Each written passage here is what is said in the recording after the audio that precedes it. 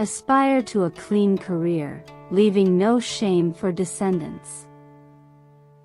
Hello everyone. Welcome to Encounter Chinese, Case Stories, Cases Judged by Bao Gong. Today, I'm going to bring you a story called Sanglin Town.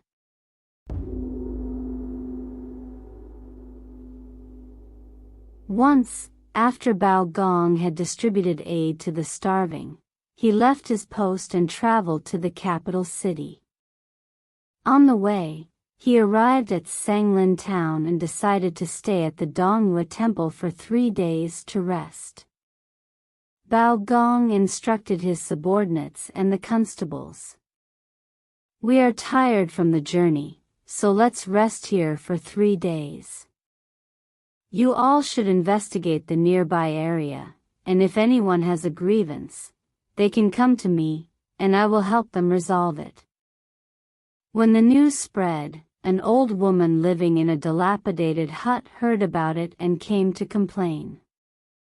Seeing her with dim eyes and ragged clothes, Bao Gong asked, "Who are you, and what is your grievance?"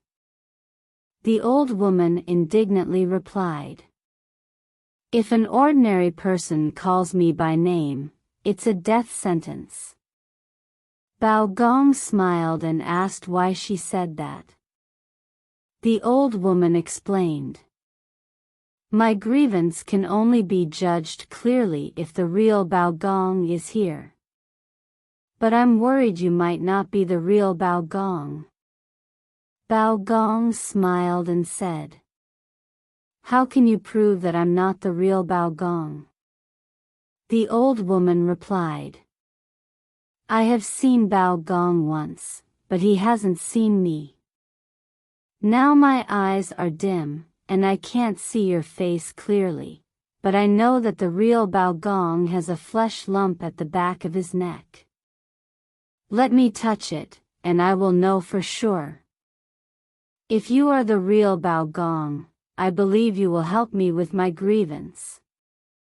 Bao Gong, not angry, said, "Of course, you can touch and check." The old woman came forward, touched Bao Gong's head, and reached for the back of his neck. She indeed felt a flesh lump, confirming that the person before her was indeed the real Bao Gong. Unexpectedly, she then slapped Bao Gong's face twice, which startled the guard standing by. Bao Gong, however, was not angry and calmly asked, "Since you know I am the real Bao Gong, please tell me your grievance." The old woman replied, "This matter can only be known between the two of us. You must have your guards leave the room before I can tell you."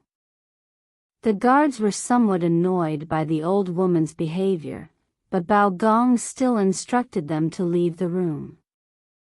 After the constables left, the old woman began to cry loudly and said, "I am originally from Haoshui County, Haozhou. My father's name was Li Zonghua, who once served as a regional governor. My family had no brothers. I was my father's only daughter. I was frail and sickly as a child, so at the age of 13, my father sent me to Taiching Palace for spiritual cultivation, where I was honored as a Taoist nun with a golden crown. One day, Emperor Zhenzong visited Taiching Palace to pay respects. He saw my beauty and made me his consort. On the 3rd day of the 3rd month in the 2nd year of Taiping, I gave birth to a son for the emperor, who later became the crown prince. On the same day I gave birth, concubine Liu, who resided in the southern palace, also gave birth to a daughter. However, Liu's subordinate, Guo Huai, who was the eunuch supervisor and sought to please Liu, tampered with the records and swapped my son with Liu's daughter. When I learned of this, I was so distressed that I fainted from exhaustion and inadvertently injured Liu's daughter. The emperor believed that I had intentionally harmed her out of jealousy because I gave birth to a daughter instead of a son, and thus he imprisoned me in the cold palace. Only Zhang Yuanzi, the eunuch in charge of the cold palace, knew of my grievance. On the 3rd day of the 6th month, the crown prince accidentally wandered into the cold palace. Zhang Yuanzi subtly mentioned my situation to him, but this was overheard by Guo Huai and concubine Liu. They first strangled Zhang Yuanzi and then killed all his family members. 18 lives ended in that way. Later, when Emperor Zhenzong passed away, my son became the new emperor and issued a special amnesty, releasing prisoners from the palace. I escaped but was left with nothing and had to live a wretched life near Dongjing in Sanglin town. I hope you will inform the current emperor of my plight, restore my honor, and allow me to reunite with my son. Bao Gong was very surprised upon hearing this and asked, "When you gave birth to the crown prince, did you notice any special characteristics about him?" The old woman replied, "When I gave birth to the crown prince, he was clenching his fists tightly. A maid struggled to pry open his hands, and I noticed that the palm of his left hand seemed to show the characters mountain and river, while the palm of his right hand seemed to show land and people." Bao Gong, having compiled all this information, confirmed that the woman before him was indeed consortly from the palace. He immediately helped her to sit down and bowed before her, saying, "Please forgive me, it is only now that I am able to meet you and help you seek justice."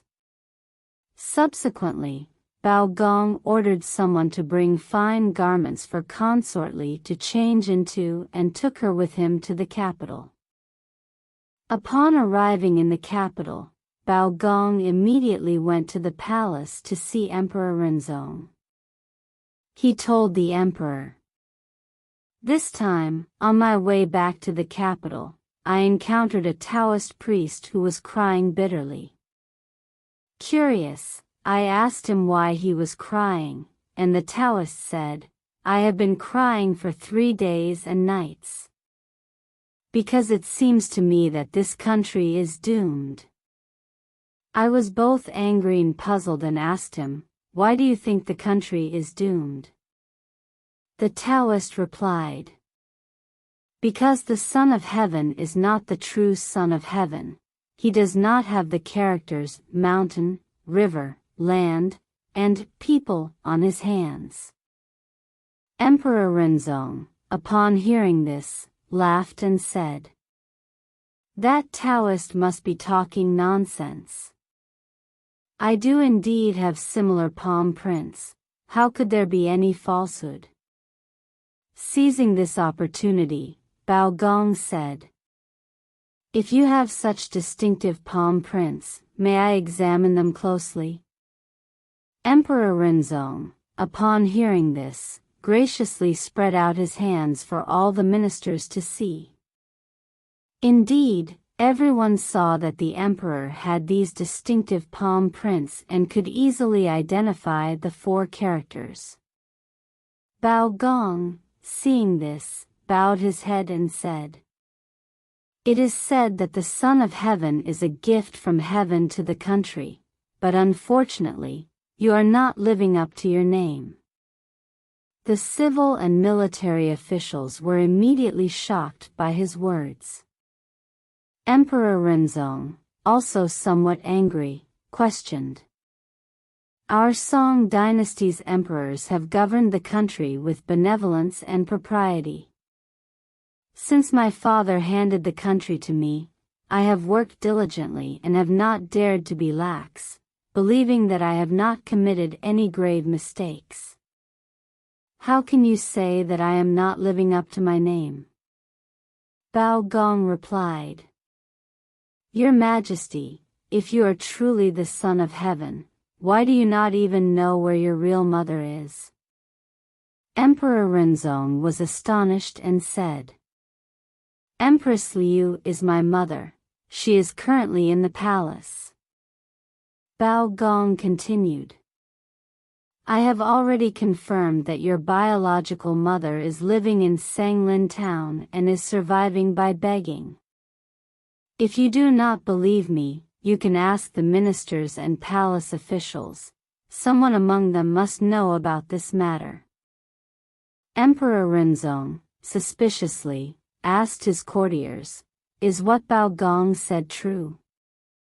Can anyone tell me? Prime Minister Wang suggested. This matter concerns your family affairs, and we as ministers do not know about it. If you want to verify the truth, you should consult the chief eunuch, Guo Huai, who is responsible for the palace's daily affairs and must be aware of such matters. Emperor Renzong then summoned Guo Huai for questioning. Guo Huai vehemently denied. Your Majesty, Empress Liu is indeed your biological mother. You need not doubt this. Bao Gong is fabricating stories and spreading falsehoods. He must be trying to sow discord between you and Empress Liu. Upon hearing this, Emperor Renzong was enraged and prepared to order Bao Gong's execution. Prime Minister Wang, who believed in Bao Gong's integrity, quickly interjected. Bao Gong is known for his uprightness and never speaks without basis. If he has risked his life to bring this matter to your attention, there must be a reason. I suggest you handle this matter seriously. You can hand Guo Huai over to the censorate of Shitai, and let Chief Censor Wang of the censorate handle the case. Perhaps he can uncover the truth. Although Emperor Renzong was angry, he was well aware of Bao Gong's reputation and thus agreed to Prime Minister Wang's suggestion. He ordered Censor Wang Tsai to investigate the case. Upon hearing about this, Empress Liu, fearing that the truth about the baby swap might be exposed, secretly conspired with a eunuch named Su. She offered a bribe of gold and silver to Wang Tsai in hopes of having Guo Huai released. Indeed, Wang Tsai was a greedy man. When Su delivered a large amount of gold and silver, Wang Tsai was very pleased and accepted the bribe. He not only released Guo Huai but also hosted a banquet to entertain Su. While they were drinking, suddenly a man with a black face barged in. Censor Wang Tsai asked the black-faced man who he was. The black-faced man replied, I am the chief of the 36 palaces and 45 courtyards.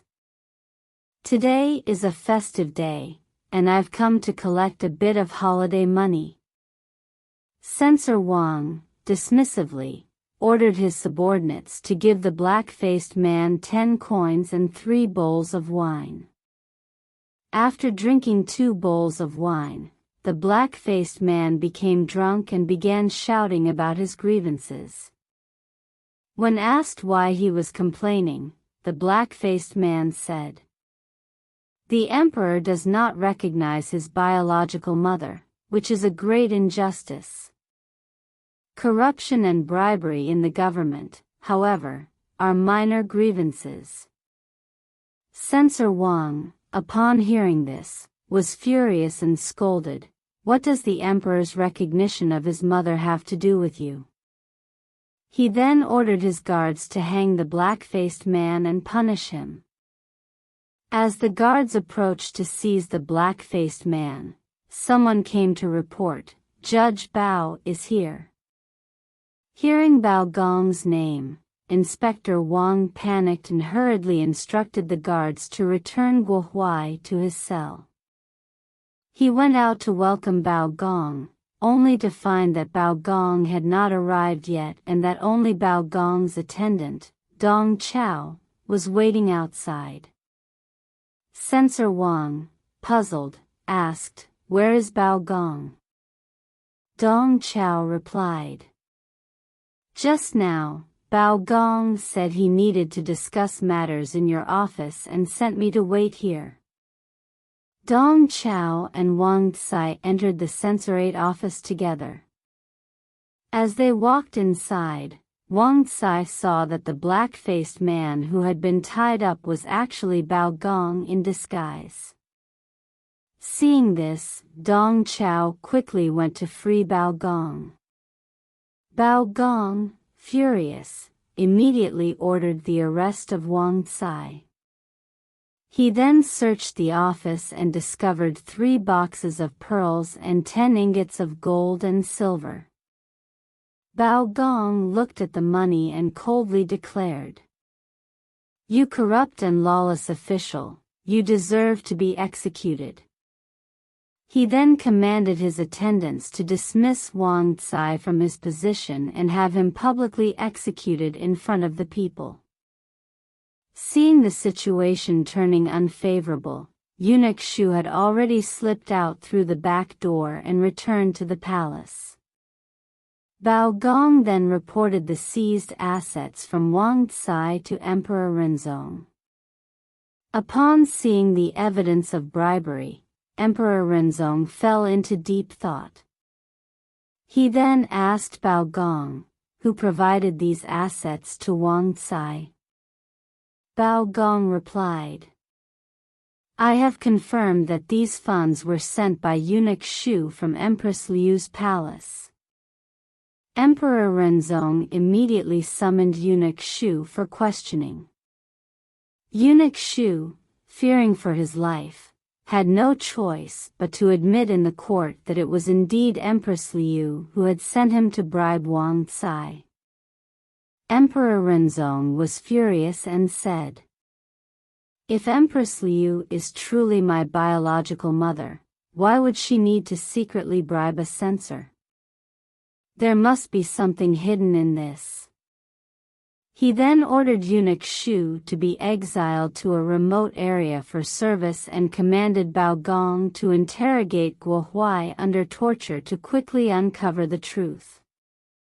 Bao Gong received the order and went to the censorate office to command severe torture on Guo Huai.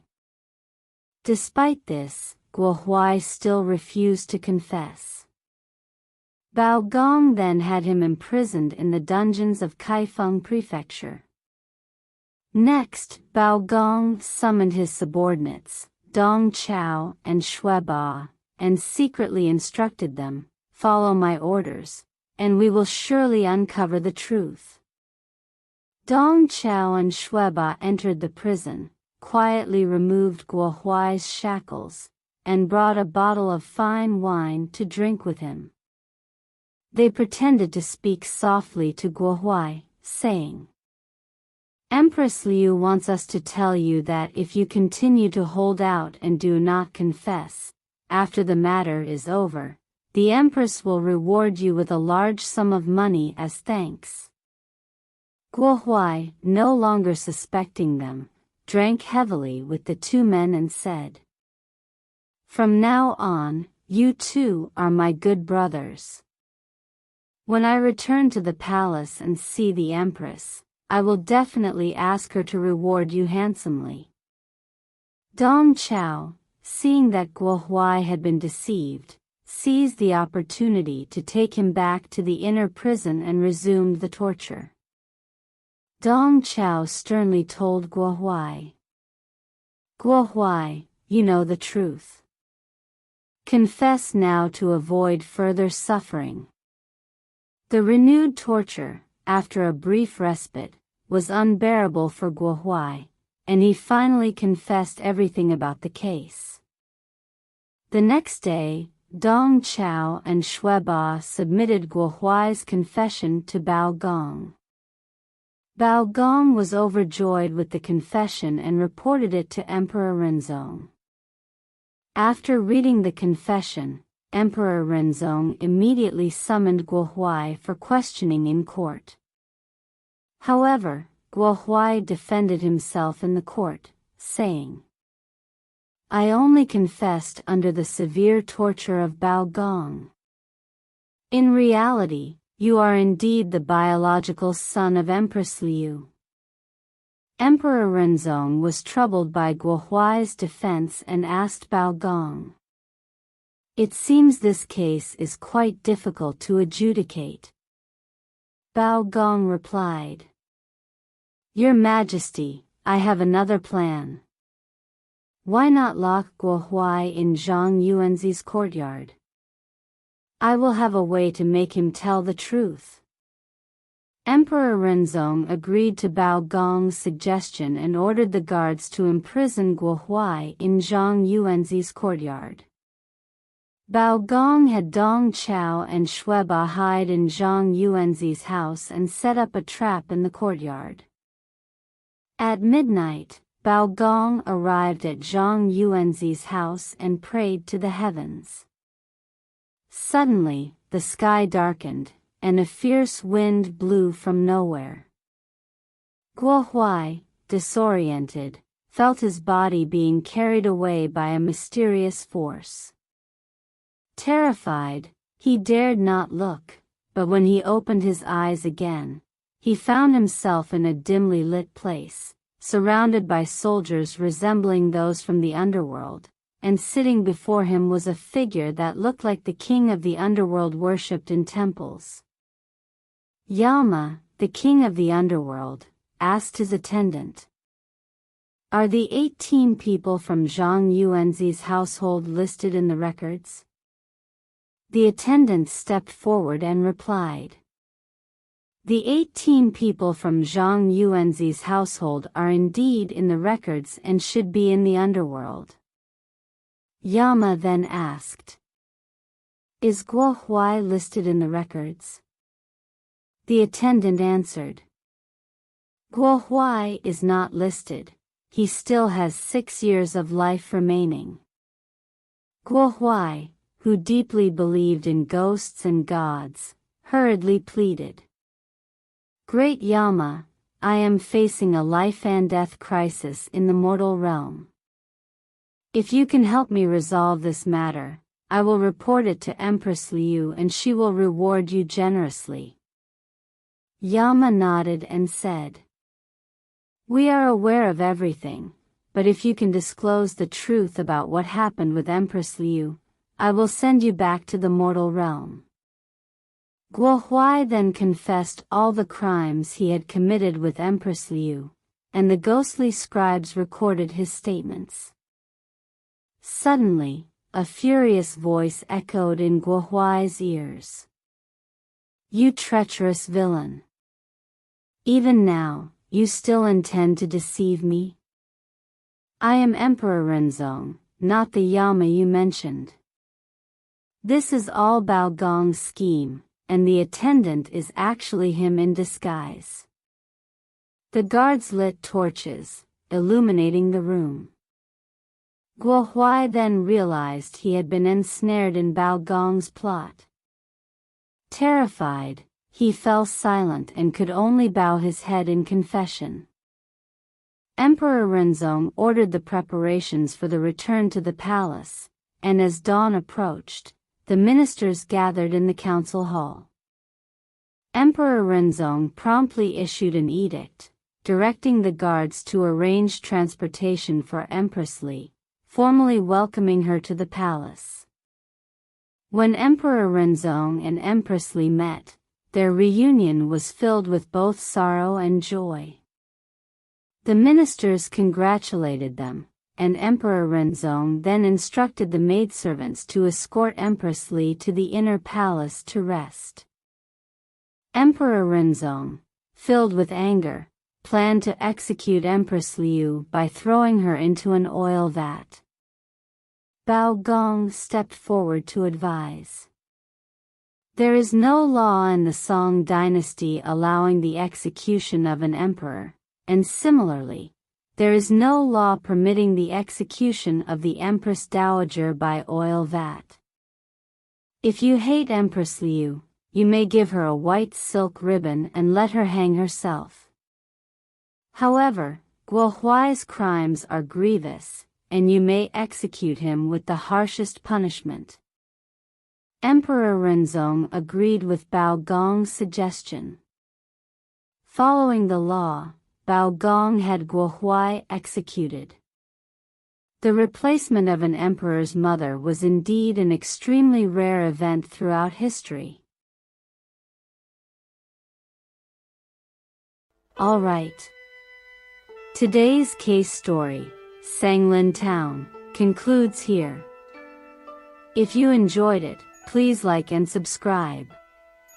Feel free to leave your comments and share with others. See you again in the next issue.